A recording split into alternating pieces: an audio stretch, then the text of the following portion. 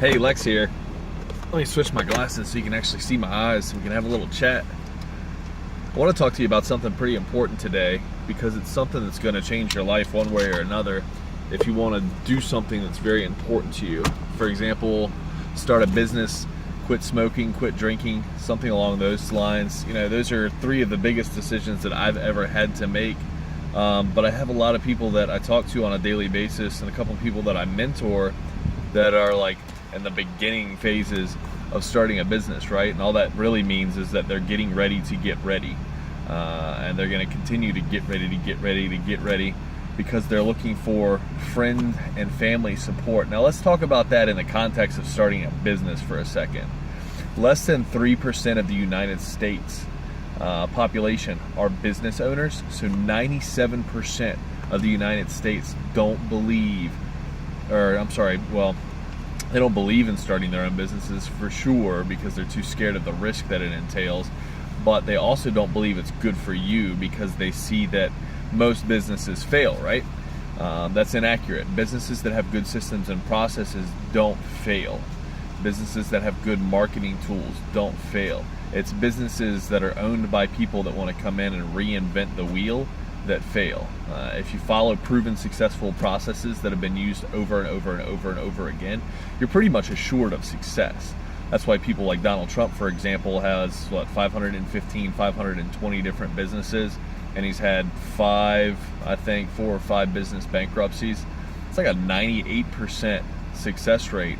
Whereas if you flip it around, there's about a 94% failure rate in most small businesses to middle market businesses. But the thing that I really wanted to talk to you about is you need to stop looking for support.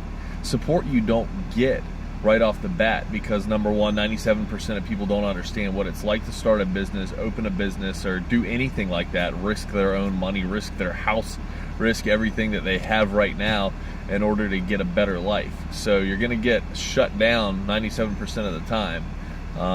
You will get some support from other business owners, but chances are you don't network too heavily with other business owners unless you are a business owner at this time, because most people don't. I didn't start networking with business owners until I was a business owner myself. So you need to stop looking for support because the support's not going to come.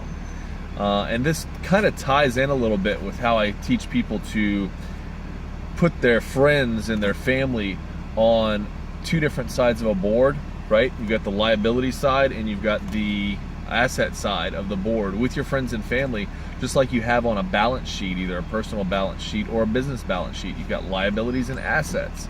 And anybody that doesn't land on the asset side of that balance sheet with your friends, you have to get rid of. Stop answering their texts, stop answering their phone calls, just completely cut them.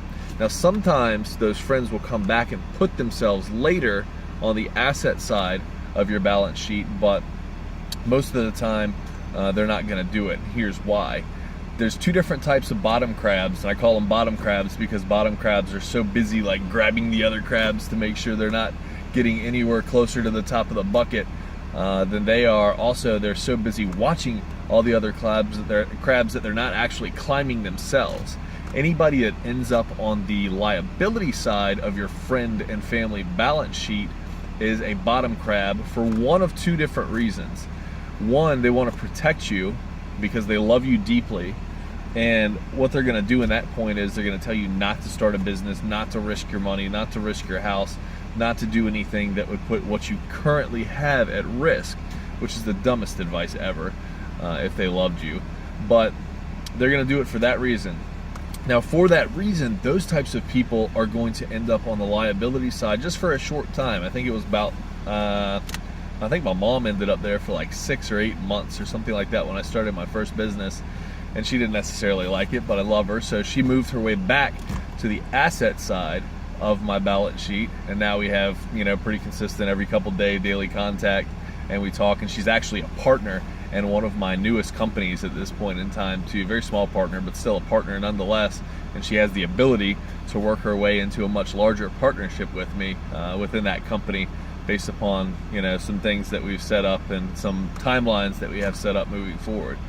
But those types of people can move off and on your liability and your asset list. The other types of people are the types of people that you're surrounded with. And for every one of the people that are trying to protect you, that care about you, there's 1,000 of these guys that really want to see you fail because they don't want to see anybody succeed more than them. It's extraordinarily sad that the world has come to the point that a man looks at another man and says, instead of saying, hey, that man's got a lot of things and he's doing really well, I can do that too. It's not that with most people. Now it's like, hey, that man's got a lot of things, fuck that guy. I could never get that, but I don't want him to have it either. So essentially what those types of bottom crabs are, they're toxic, they're negative. Those are the guys that want you to come down to the basement with them and stay in the basement with them. And those are the type of people that you have to get rid of forever. Like forever, not just for like a short time. They're not going to move themselves from asset to liability like the other ones that love you are. Those are going to stay on the liability list. I cut a bunch of those people when I started my first company, actually that's my third company, but when I started my most recent string of companies 4 or 5 years ago, I cut a bunch of people on the liability list. Now, going back to support from those around you that love you, you cannot look for support. Like when I quit drinking, I woke up one Sunday morning. I don't know, most of you don't or haven't known me for this long, but the ones that have known me for this long know that I used to drink like a fish. Man, I could put down some bourbon and some vodka during the summer times. But one Sunday about 4 or 5 years ago, I stopped drinking. I woke up, I had a hangover. It cost me my 30 or 45 minutes extra that morning to get ready. And because of the time that it was costing me extra in the morning, when you get older, your body doesn't handle it like it used to, right? I used to be able to drink a little bit, and then by a little bit I mean a lot, and go to bed and then wake up, pop out of bed 5:30, 6 o'clock in the morning like a champion, no problem, right? Early 20s, mid 20s, that's cool. Once you start getting closer to 30 and definitely over 30, although I haven't had a drink since I've been over 30, once you get over that mark, your body doesn't handle it that well. So anyway, I woke up one morning and I decided to quit drinking, right? Much like I made a decision earlier in my life to start businesses. But just like when I started my businesses, when I decided to quit drinking, I didn't look for support from my friends or from my family, because I know that I'm going to announce it to the world, hey, I quit drinking. The world's going to remember it for about 2 days. They're going to say, congratulations. Lex is seeking attention again. That's why he's announcing he quit drinking. And he's not going to actually quit drinking. He's going to relapse here in a couple weeks. So I didn't look for support. I just made a commitment within myself. And I had a goal that I wanted that was measurable and attainable. And I quit drinking that day. And it's been almost, I guess, 4 years now. I don't really count the clock. I don't go to AA or anything like that. I just stopped drinking. And this was coming from a guy that drank for a decade, almost every day for about a decade. So it can be done. You can quit drinking, you can start a business, you can quit smoking. I did the smoking thing the exact same way about 6 months after I quit drinking. And I smoked 2 packs a day. One morning I woke up and I was like, look, I'm going to make a decision. My throat, I get this raspy stuff in my throat. It's not good for me. I'm probably going to kill myself with smoking. So I just made a decision that day. I went from 2 packs a day to 0 that same day, and I haven't smoked a cigarette since. I still like the smell of smoke when somebody's smoking 10, 15, 20 feet away from me, but I just don't smoke anymore. But that's the power of your mind, and you have to stop looking for support from everybody around you, because it's not coming. The thing is, you earn support once you've proven that you deserve support. That's why it's such a catch-22. You looking for support is, if you're like most people, is the one thing that's going to hold you back. You're never, ever, ever going to start the business. You're never going to quit smoking. You're never going to quit drinking, because you're always going to have a moment of weakness and say, see, I told myself, I couldn't do this without support. So let's go ahead and have that one cigarette, or let's go ahead and have that one drink, or let's give up on this business and go back to this job that I had, or let's give up on sales and go back into an hourly position, which is one of the worst things that you can possibly do. Moving from straight commission into hourly. I've been on straight commission since I was 18 years old, and I would never be anywhere else. But that's my message for today is, look, man, stop looking for support for everything that you do. Stop posting on Facebook, and then when nobody likes it, getting depressed and saying, oh, well, I can't do that. Oh, I can't quit smoking. Oh, I can't launch a business. Bullshit. Yes, you can. You have the power within you if you use the most powerful thing that you have, right? You could have no arms, no legs, and I literally know somebody like this. He has no arms, no legs. I can't remember why they had all of his arms and legs taken off, but he's making quite a bit of money, like multiple six figures every year, just based upon the power of his mind.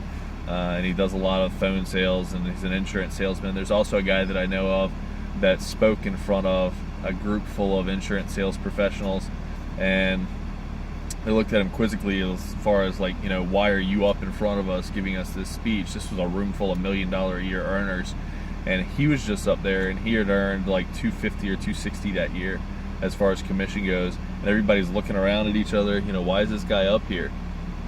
You know, we're $1 Million Roundtable members, and this guy's only making $240, $250, $260 a year. Well, he got to the end of his speech, and he also announced that he was blind.